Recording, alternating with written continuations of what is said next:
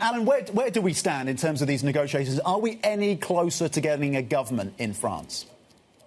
Well, you brought it up earlier. There is the socialists who have reached out to Macron's party, but don't forget that the socialists are still within something called the New Popular Front, and they've said they want to remain in that, at least for the moment, as they try to come up with a potential prime minister candidate to offer up to Emmanuel Macron. So that would include the Greens, the Communists, and the far-left France Unbowed party. At the same time, as you mentioned, Edouard Philippe, the former prime minister, has reached out to the right. That's where he comes from originally, from the center-right Republicans.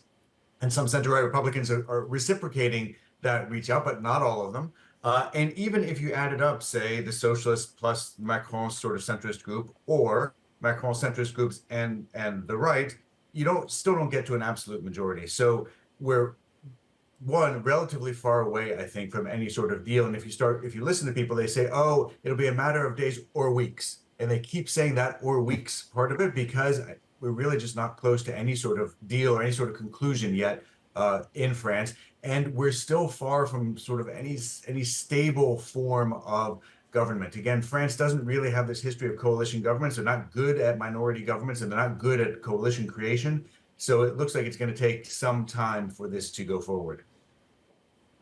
Well, Alan, at the same time, I'm curious, even though we are away from that kind of clarity of what that government actually looks like, I'm curious if we can kind of jump ahead to the policy discussion, simply because we know, of course, the deficit is on top of mind, both economists and markets alike. Do we start to see more moves, even from Macron's own government, to address that growing deficit? Even though it may not be speeding up, it is still growing.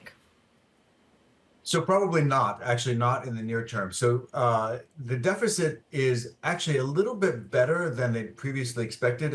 It sort of got covered over during the chaos of the election, but they actually have a little bit higher tax receipts in the first part of the year than they expected. So there's a tiny bit, not much, but a tiny bit less pressure on the deficit. But the reality is the current government is essentially a caretaker government, and it's probably going to formally resign before Thursday of next week. So that way the government ministers who were elected as members of parliament can actually sit in parliament. But it's really a caretaker government. It's not going to implement any major policy changes before a new government is formed. That would be seen really, I think, by the French public as a real slap in the face. You call elections and then you continue acting as if nothing had ever happened. I really think that's not going to happen.